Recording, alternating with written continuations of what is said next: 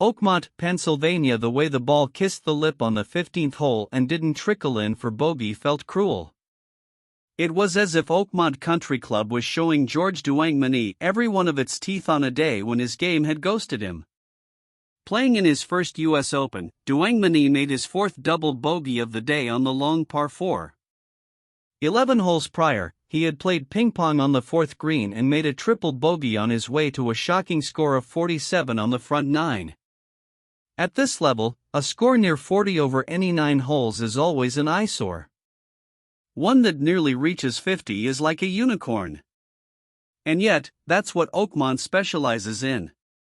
Those who arrive at its gates with hopes of showcasing their games are often humbled in the face of a golf course that was explicitly built to frustrate them. Of the 4 highest single-round U.S. Open scores that have been recorded over the last 20 years, 3 of them have happened here. But the beauty of the U.S. Open, as USGA CEO Mike Whan will repeatedly tell you, is its openness. Anyone can try to qualify and tee it up with the best in the world. A 17-year-old, a dentist, and a 23-year-old from Fairfax, Virginia, chasing his pro golf dream. Duangmanee turned professional in 2024 after graduating from UVA and made his PGA Tour debut in May 2025 at the Myrtle Beach Classic in South Carolina. There, he carded 2 under par rounds to make the cut and would go on to finish at 5 over for the tournament. For a player who has only conditional status on PGA Tour Americas that he earned via qualifying school, it was further proof that he belonged. But the US Open? This was different. I feel like this was the biggest stage of golf I've ever played in, Duangmanee said.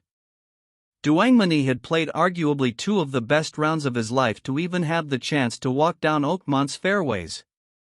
At Springfield Country Club in Ohio on June 2, where several pros tried and failed to qualify for the U.S. Open, Duangmanee shot 68-67 to punch his ticket.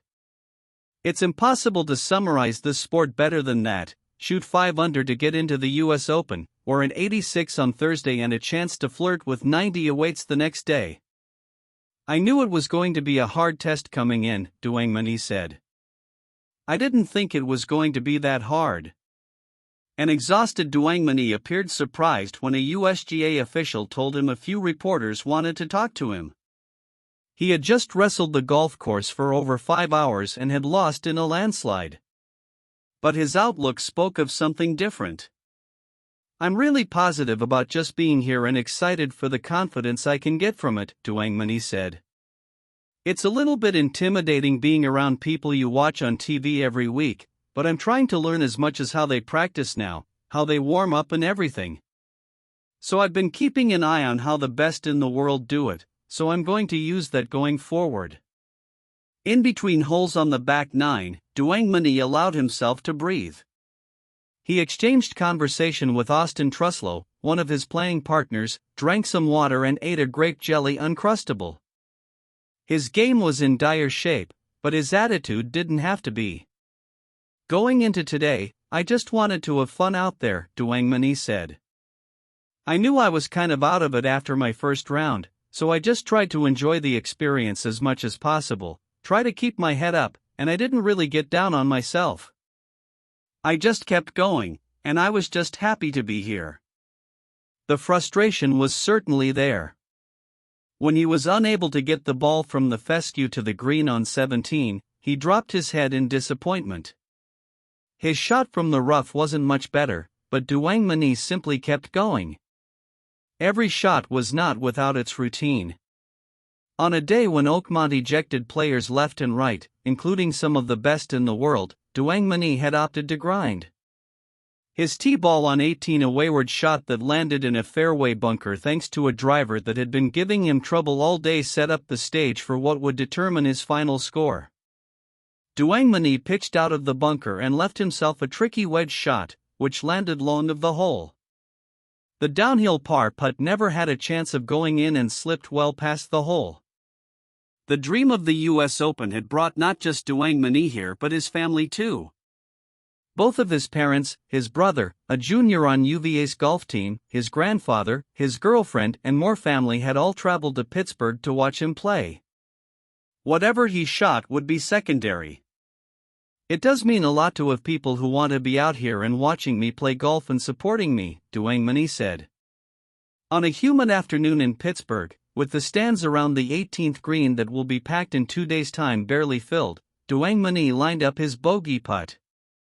He had left himself 6 feet, 7 inches. He studied it carefully, as if it were to make the cut, and poured it in. As Duangmanee walked toward his caddy, he couldn't help but crack a smile. His 89 is tied for the second highest score in a single round at a US Open over the last 20 years. Just making it here was a big accomplishment for me, Duangmanee said. It proves that what I'm doing, the hard work I'm putting in practice, is paying off. Being able to compete against the best guys in the world. It's really where I want to be. Oakmont might be sending Duangmanee home with his scorecard reading plus 35, but he's not leaving. He put in a lot of work to get here, and he's not ready to move on just yet. I'm definitely going to take at least 3 or 4 days off and just enjoy it with the family, he said. I think I will stay around. We're already here, and it's the US Open.